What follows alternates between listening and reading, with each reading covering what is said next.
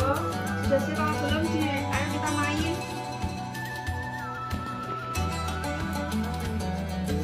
Halo, Cika. Kok nggak ada sih suaranya? Yaudah aja, aku kesana aja langsung.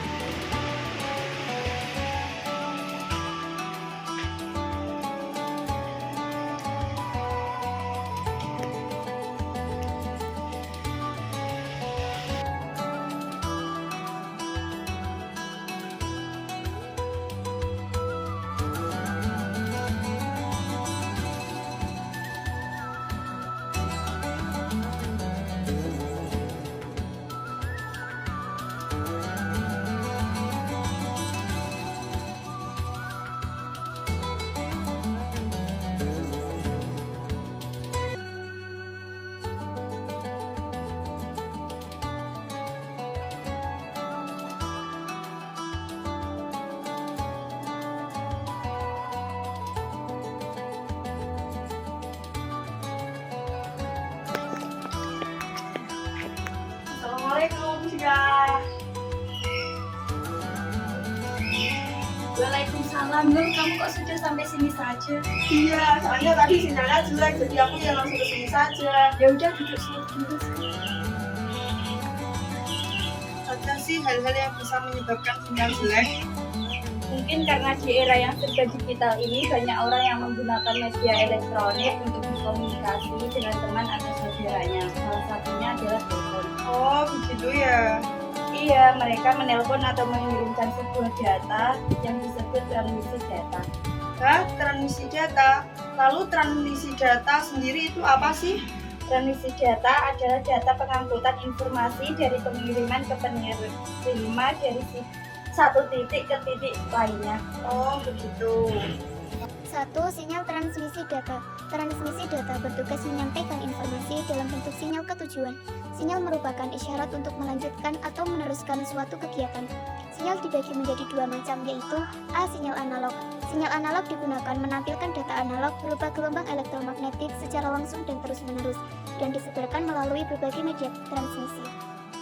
Sinyal analog dapat berupa suara, gambar, dan video dalam bentuk gelombang kontinu. Sinyal analog memiliki 3 gelombang, yaitu amplitude, frekuensi, dan fase. Sinyal analog menampilkan data analog melalui ukuran fisik yang nilainya berulang secara terus-menerus.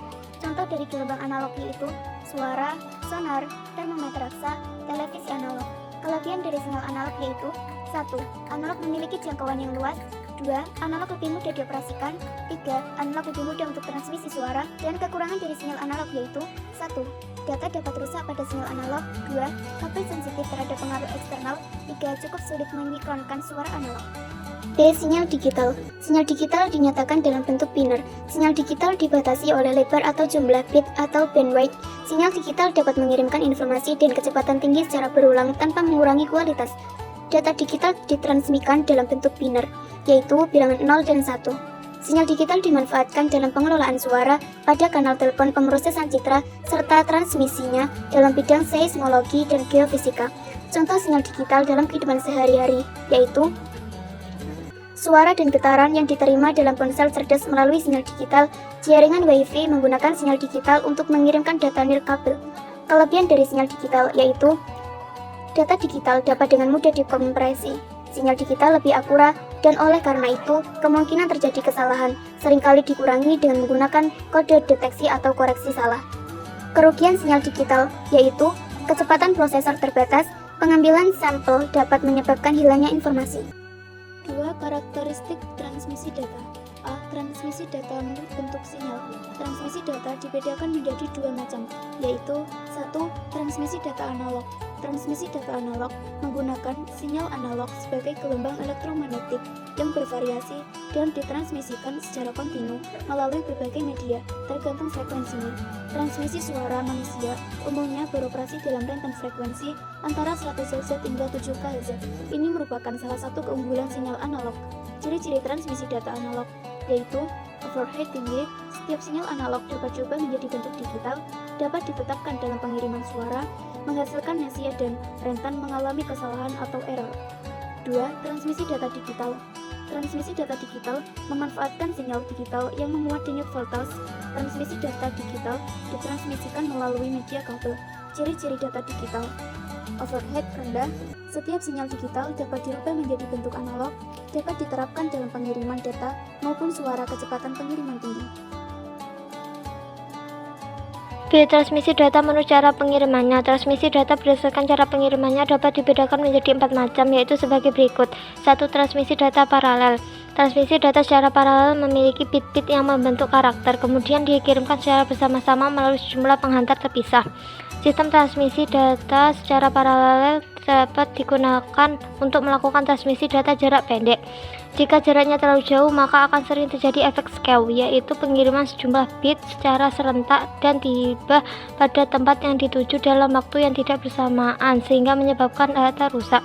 Transmisi data secara paralel misalnya pada printer, modem, dan disk. 2. Transmisi data seri. Transmisi data seri merupakan pengiriman beberapa bit secara berurutan menggunakan satu jalur penghantar sehingga penerima harus merakitnya kembali menjadi karakter. Jalur atau penghambat pada transmisi data seri ada 2 macam, yaitu penghantar pengiriman dan penghantar penerima. Pengiriman dimulai dari LSB (Less Significant Bit) dan diakhiri MSB (Most Significant Bit). Transmisi data secara seri dapat digunakan untuk transmisi data jarak jauh. 3. Transmisi data sinkron. Transmisi data sinkron dilakukan dengan cara mengirimkan sejumlah blok data secara kontinu tanpa bit awal dan bit akhir. Setelah itu, data yang sangat panjang dipecah menjadi beberapa blok. Kemudian, setiap blok diawali dengan karakter STX (Start of Text) dan diakhiri dengan ETB (End of Text Block). Adapun blok terakhir diikuti karakter ETX (End of Text). 4. Transmisi data tidak sinkron. Transmisi data tidak sinkron merupakan pengiriman karakter yang dikirimkan sebagai satu kesatuan yang bebas. Waktu antara pengiriman bit terakhir dari karakter dan bit pertama dari karakter berikutnya tidak tetap. Pengiriman data tidak sinkron lebih sederhana daripada pengiriman sinkron, karena hanya kode data saja yang dikirimkan. Pengirim data tidak sinkron banyak digunakan karena lebih sederhana dan mudah. Kita jadi main nggak nih? Jadi dong, makasih ya ilmu barunya.